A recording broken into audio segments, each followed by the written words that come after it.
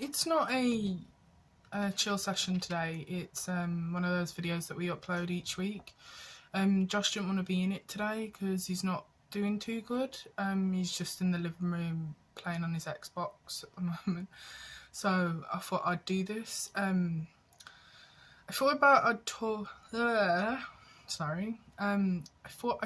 about bipolar today.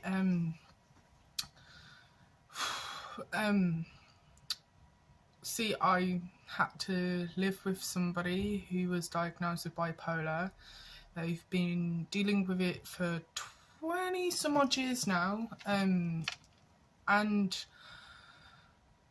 it can be a handful, I'm not gonna lie, when somebody's having, I think it's called a manic episode. It can be quite mentally draining, and then along with me having to deal with my own mental health issues as well, it was quite hard for me. But obviously I'm the caring type of person. But yeah, I think like somebody having to deal with bipolar, like, I don't know much about it, but I know what it's like living with somebody with it.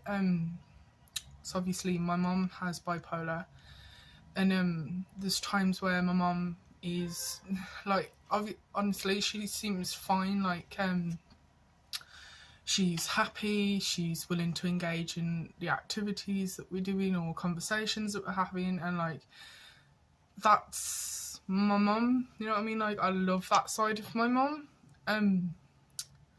But then there's the sides that when she's down and depressed and she can't cope, obviously all us siblings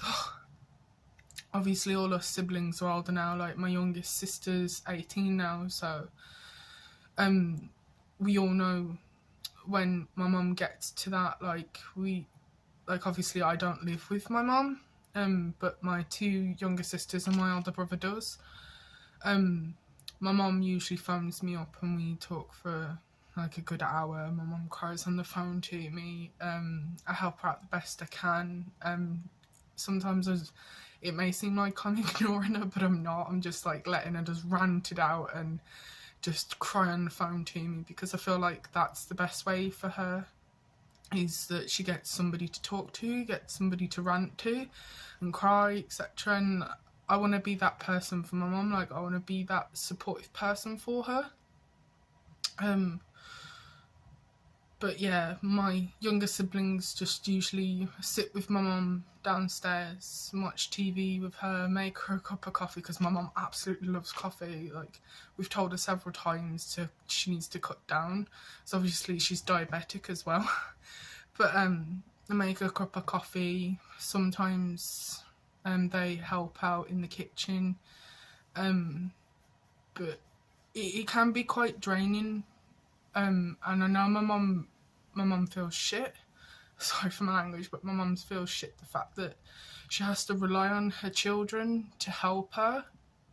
And I get that, but I just wanted to know that we will always be there for her, no matter whether she's having a good day, whether she's having a bad day, we'll always be there for her. And I feel like with somebody who's dealing with bipolar, that you need to show but also tell them. Like, I think like you need to tell them but also mainly show them that you'll be there for them, like when they're having their good days and when they're having their bad days, or when they're having a good episode and whether they're having a bad episode. You need to show them that you'll be there for them through both of them, because it really helps them, because I feel like that they need that support of somebody. They need that support. And obviously me growing up and that, me having to deal with my own mental health issues and high school and my exams and bullying, etc. Like, it was a lot for me, I'm not gonna lie. I wish I'd have had it a little bit easier, but obviously having gone through all that now, it's made me who I am today. But I wouldn't change it for the world. I wish I'd have had it a little bit easier, not gonna lie, but I wouldn't change it for the world, because I've seen my mum get better and better over the years of dealing with it. I've seen my sisters becoming more caring and that with my mum, an understanding of people as well, with obviously with mental health issues, and obviously because my mum's got a few other problems as well, like she's disabled and that. It's nice to see them actually caring for people like that. So yeah, but I think when somebody's in that like hyped up mood, I think best way to explain it is like hyped up, like they've got like extreme happiness, that sometimes you need to watch them as well, because they can do a lot of things on impulse.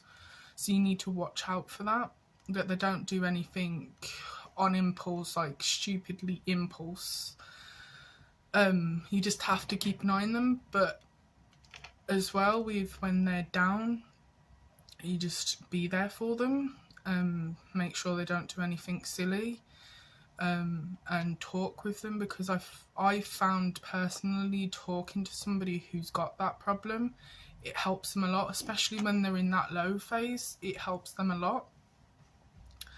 So yeah, there are a lot of helpful tips and that on Google that you can search as well, but I've just given some of my advice.